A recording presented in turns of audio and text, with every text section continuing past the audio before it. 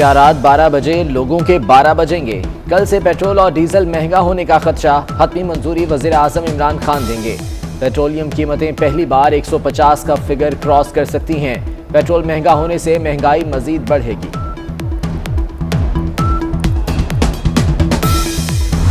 उस वक्त हालात हैं, उसमें जाहिर है कि इसके अलावा क्या चारा होगा कि आप पेट्रोल की कीमत जो है वो बढ़ाएंगे। जो इंटरनेशनल प्राइस है आपकी तेल की, वो शूट अप हो गई है। अब उसमें हम कितनी देर जो है वो रोक सकते हैं। पेट्रोल महंगा करने के सिवा कोई चारा नहीं। आलमी सतह पर पेट्रोल की कीमतें बढ़ गई हैं। हम कितनी देर कीमतों को बढ़ने से रोक सकते हैं? फवाद चौधरी का वाज़ेह ऐलान। मीडिया ब्रीफिंग में बताया, अदालतों में स्टे ऑर्डर से इंतजामी बहरान पैदा हो चुका है। 5 से 7 एंकर्स मुहिम चलाते हैं, उनके खिलाफ कार्रवाई करेंगे।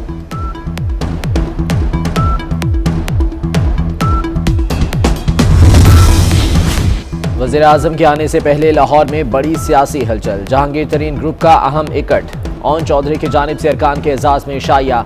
जहांगीर तरीन, सूबाई वजीर नुमान लंगड़ियाल, अजमल चीमा, इसाक खाकवानी, मुशीर वजीर आला अब्दुल हज दस्ती, राजा रियाज, खुरम लगारी समेत दीगर की शिरकत। बड़ी बैठक में मौजूदा सियासी सूरत हाल पर गुफ्तगू। उनका तो खेल मुक गया है, तो हमारा खेल शुरू हो गया है। हमने भी अदम एतमाद की बात शुरू कर दी।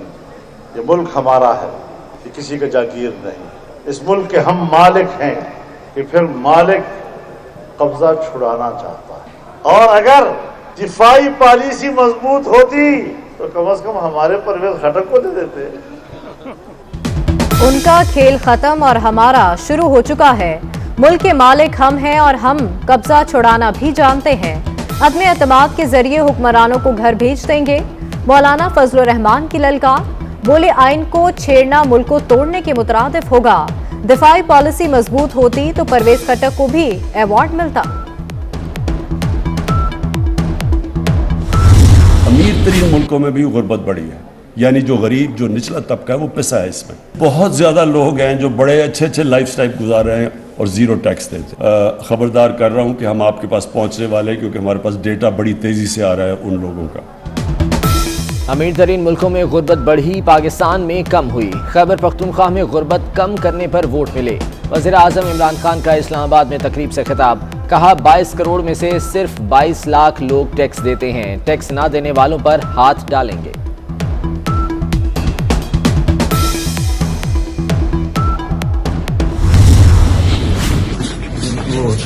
घबराहट परेशानी मेरी सियासी मुलाकातों से नहीं है।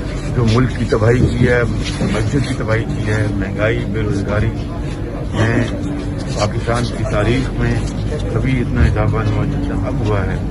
और फिर कर्जों के ऊपर कर्जे इतने लिए गए कि जिसका कोई मिसाल नहीं। वज़ीर आज़म को हमारी मुलाकातों से नहीं, मुल्क की तबाही, महंगाई, बेरोजगारी से घबराना चाहिए। शहबाज शरीफ का इमरान खान को मशवरा। बोले, पीटीआई दौर में रिकॉर्ड कर्जे लिए गए। गंदम और शुगर समेत करप्शन के बेपनाह स्कैंडल हैं। अरबों खरबों की करप्शन करके मुल्क की दौलत दोनों हाथों से लूटी गई।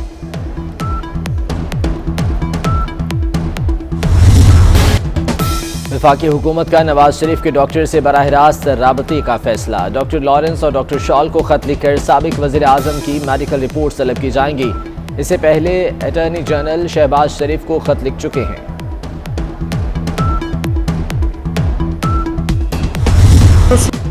मोनस सलाही ने कालाबाग डैम मंसूबे का मामला काबीना के सामने रख दिया।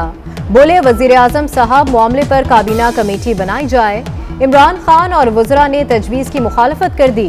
वज़ीर आज़म ने मोनस को मुखातिब करते हुए कहा, कालाबाग डैम पर कंपनी बनाने का ये मुनासिब वक्त नहीं। वज़रा का सोशल मीडिया पर जारी मुहिम पर तशवीश का इजहार। इमरान खान के खिलाफ गैर मुनासिब ट्रेंड पर ब्रिगेडियर एजाज शाह आबदीदा हो गए। बच्चों की मौजें खत्म। एक दिन छुट्टी, एक दिन स्कूल का ऑप्शन खत्म। पंजाब में कल से स्कूलों में 100% हाजिरी होगी। तमाम बच्चे स्कूल जाएंगे। सूबाई वज़ीर तालीम मुराद रास कहते हैं, स्कूलों में SOPs पर मुकम्मल अमल दरामद कराया जाएगा। खैबर पख्तूनख्वा में दूसरे मरहले के बल्दियाती इंतखाबात 31 मार्च को ही होंगे। इलेक्शन कमीशन ने बल्दियाती इंतखाब मौखिर करने की दरख्वास्त मुस्तरद कर दी। Chief election commissioner Sikandar Sultan Raja ने महफूज फैसला पढ़कर सुनाया। ठीक ठाक पैसे बना रहा, मैं आपको बता दूं। हमारे ज़माने भी जब मैं छोड़ के गया था तो 7-8 मिलियन डॉलर उस साल बनाए थे हम। और पिछली एडमिनिस्ट्रेशन जो पीसीबी में थी एहसान मानी साहब की, इट वॉज़ वेरी इनकॉम्पिटेंट। हमारा जो प्रोग्राम था छठी टीम आएगी और फिर 7वीं टीम आएगी। 8 तो यकीनन होनी चाहिए ना। आप देखें उसके बगैर अजीब सा लगता है, रोज़ एक ही टीम का आप मैच देख रहे होते।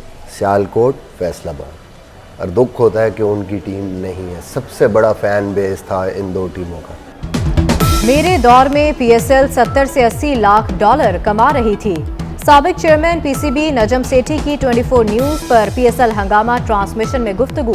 कहा मानी इंतजामिया इंतहाई नाहल थी। लीग में मजीद टीमों के इजाफे पर जोर। सलीम मलिक ने कहा कि 8 टीमें होनी चाहिए।